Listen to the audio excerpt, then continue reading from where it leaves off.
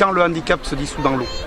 En fait, c'est quoi? C'est que quand la personne porteuse d'autisme est amenée dans l'eau, elle est sur sa planche, elle focalise sur sa planche, elle en oublie un peu tous les bruits qui la gênent au quotidien. Et comme elle est en mouvance sur l'eau et sur la planche, elle est fixée au support. Et là, on arrive à avoir des échanges, on arrive à avoir des interactions sociales, on arrive à avoir de la proprioception. Et c'est bénéfique, réellement bénéfique pour eux.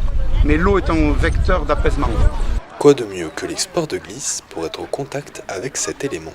Cette fois-ci, les participants à la journée d'handisport n'iront pas dompter les vagues en surfant dues aux grosses conditions, mais pagayer sur le lac de Sgor.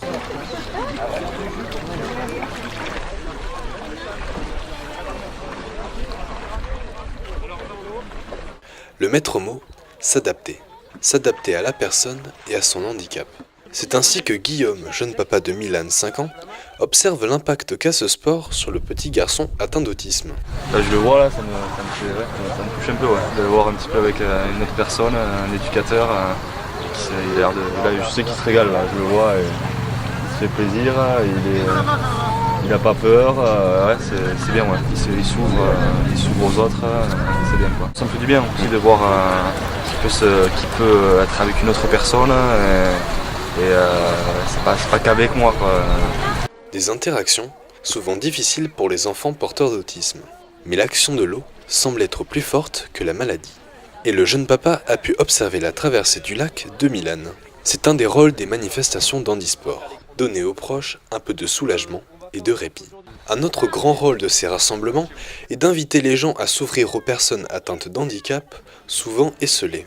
Bernard Henry lutte depuis des années contre l'isolement et le rejet des handicapés en organisant des événements handisport. Il faut évoluer, parce que si par exemple tes petits-enfants étaient handicapés, on ne va plus te connaître, on ne va plus te saluer.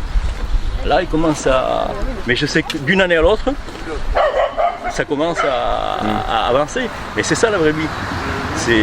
Après, vous voyez, regardez tous les gens autour là. Ça, c'est la vraie vie. À quoi ça sert d'avoir un mot portable? Si on n'est pas capable de saluer une personne qui est à côté parce qu'il est en fauteuil, on va pas le saluer parce qu'il faut arrêter, quoi. Moi j'ai dit toujours, les personnes handicapées, c'est pas toujours ce que l'on croit, quoi. Des fois ils ont des chemises bleues, des chemises blanches. C'est pas forcément ce que je préfère côtoyer, parce qu'ils se croient au-dessus des autres.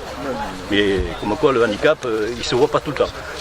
Ces journées consacrées au sport de glisse sont maintenant devenues incontournables. Plus qu'une simple leçon de sport, c'est une leçon de vie. Ou comme dirait Bernard Henry, leurs différences font leur richesse et la réussite de cette journée.